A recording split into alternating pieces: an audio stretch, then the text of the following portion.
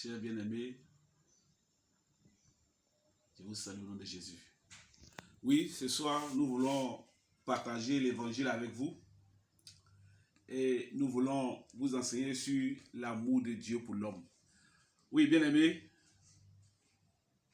qu'est-ce que l'amour? Je ne voulais pas rentrer dans une définition académique, comme on le dit, mais justement donner cette définition qui est très simple. L'amour, c'est une affection vive pour quelqu'un ou pour quelque chose. Alors, Tillotson, cité par James Parker, disait ceci: le véritable amour, c'est faire tout ce que l'on peut pour celui que l'on aime. Alors, l'exemple que nous voulons vous donner, c'est un couple. Lorsqu'un couple atteint un enfant, le couple prépare la venue de cet enfant. Oui, tout ce dont l'enfant aura besoin pour sa croissance, pour son épanouissement. En tout cas, les parents, ils les cherchent et ils les gardent. Ils mettent tout en œuvre afin que quand l'enfant va venir, il soit vraiment à l'aise. Alors, nous lisons notre passage de ce jour dans Genèse chapitre 2, à partir du verset 4.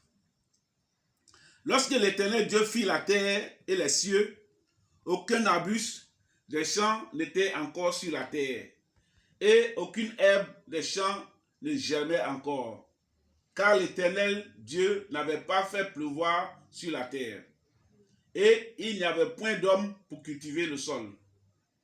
Mais une vapeur s'éleva de la terre et arrosa toute la surface du sol. L'Éternel Dieu forma l'homme de la poussière de la terre. Il souffla dans ses narines un souffle de vie et l'homme devint une âme vivante. Alors, ici, Dieu, avant de créer l'homme, il prépare le monde qui va l'accueillir pour que l'homme puisse connaître le bonheur et la paix.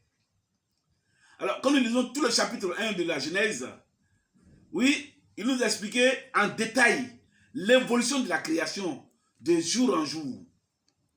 Alors, parmi toutes les créations de Dieu, nous voulons voir dans notre enseignement deux créations qui sont des merveilles. La première création, c'est la terre. La planète Terre sur laquelle l'homme vit, sur laquelle nous vivons. Oui, la Terre est l'une des petites planètes dans l'espace. Les scientifiques ont estimé que si le diamètre de la Terre était un tant soit peu réduit, bien aimé, la densité de l'atmosphère qu'elle pourrait alors retenir serait considérablement diminuée. L'air sera si raréfié qu'en l'absence d'insolation directe, c'est-à-dire la nuit, une chaleur suffisante ne pourrait être retenue. Il en résulterait un froid intense.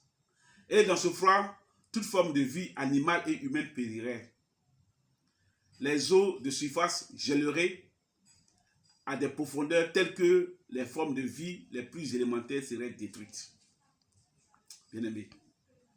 Et à l'inverse, ils ont calculé que si le diamètre de la Terre était plus grand de quelques centimètres seulement, l'air deviendrait proportionnellement plus dense.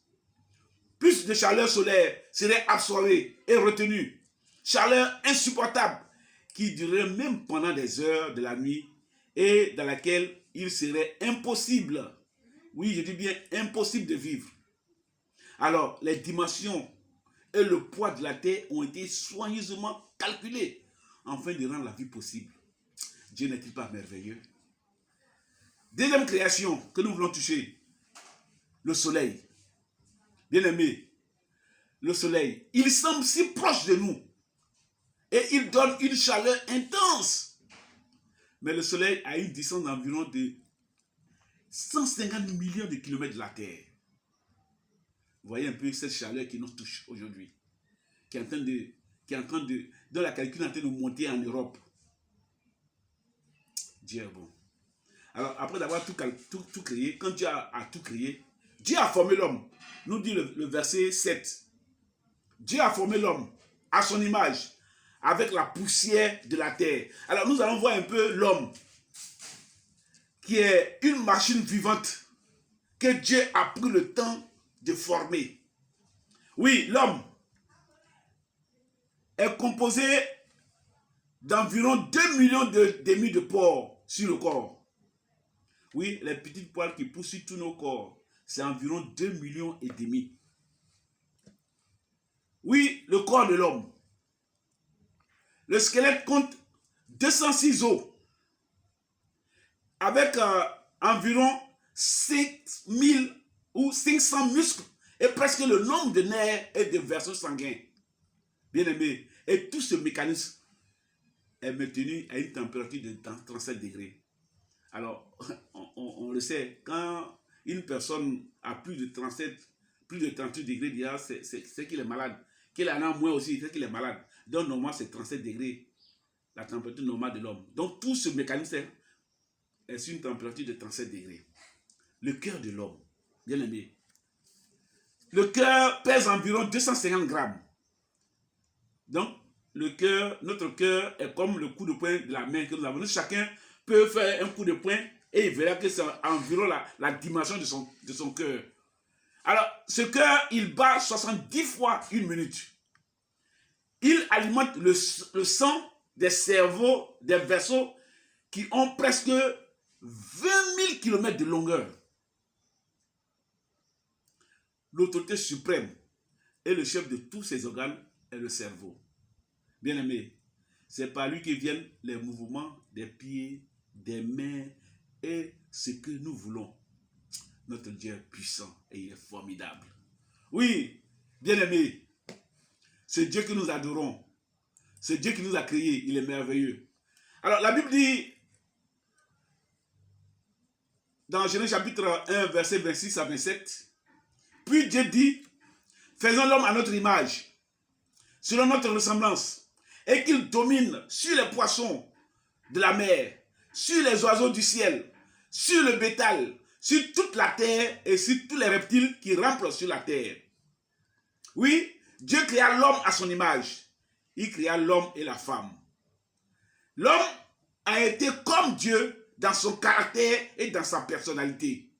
Alors ici, nous voulons voir quelques éléments qui constituent l'image de Dieu en l'homme. Oui, ici, je vous dirais que ce sont les attributs propres à Dieu en tant qu'esprit, mais je dirais qu'il a donné aussi à l'homme.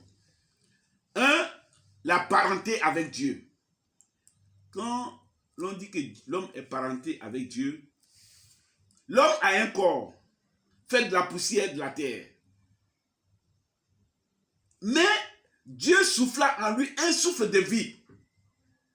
Ainsi, l'homme a une nature capable de connaître, d'aimer et de servir Dieu. Quand on dit que l'homme est parenté à Dieu, c'est que l'homme est capable d'aimer comme Dieu aime.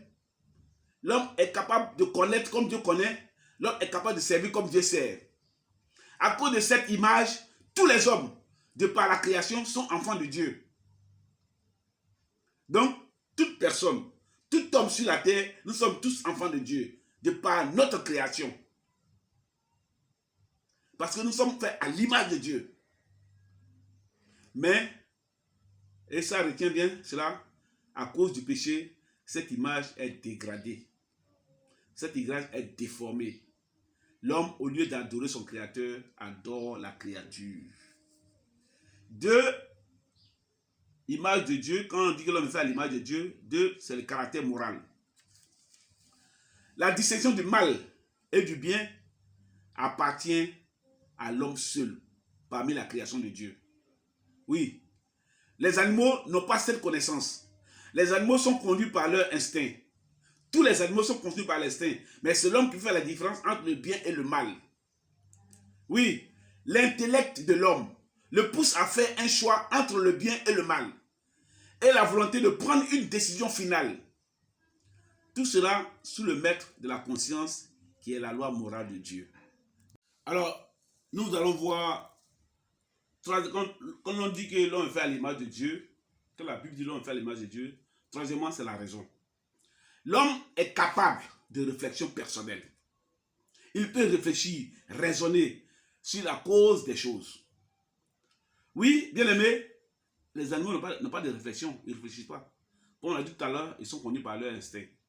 Alors, l'homme, de son esprit, a jailli les grandes inventions, les découvertes, les hautes technologies et des créations que nous connaissons et voyons de nos jours, bien aimés. Oui, tout ça c'est la raison, ça vient de la raison de l'homme.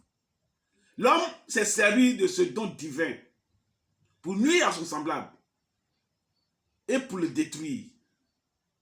Oh, bien aimé, que c'est malheureux. Cette connaissance que Dieu a donnée. Et il va jusqu'à régner son Créateur. C'est malheureux. Quatrièmement, l'immortalité potentielle. Oui, bien aimé. Dans Genèse chapitre 2, le verset 9 nous dit ceci.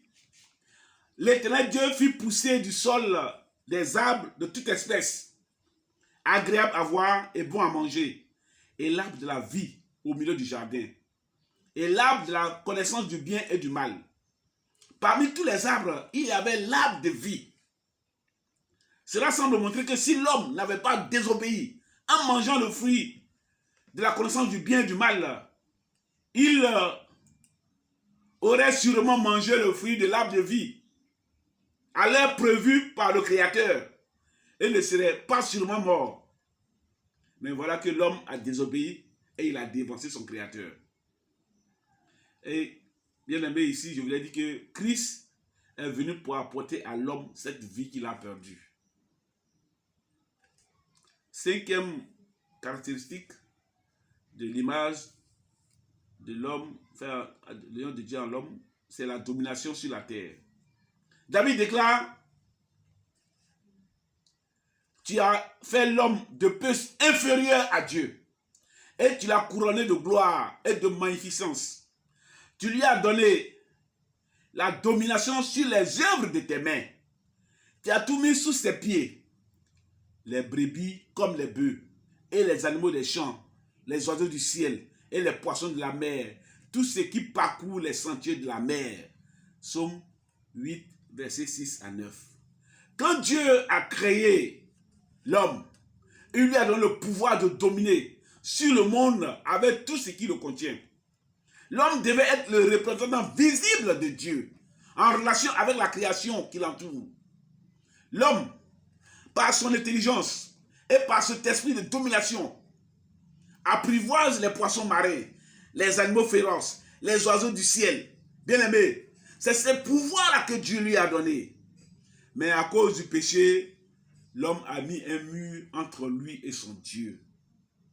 L'innocence originelle et l'intégrité morale dans laquelle il fut créé sont perdues.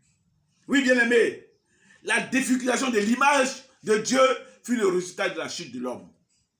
Et l'homme, dans sa déchéance, va jusqu'à renier son Créateur. Oui, mais Dieu, dans son amour, oui, Dieu, dans son amour, ne laisse pas l'homme dans la boue du péché. Mais il vint le chercher pour le sauver. Par la rédemption, l'image de Dieu brillait et restituée à l'homme. Dieu a rendu possible à chaque humain de devenir semblable à l'homme excellent, Jésus-Christ. Car la Bible déclare ceci, mais à tous ceux qui l'ont reçu, à ceux qui croient en son nom,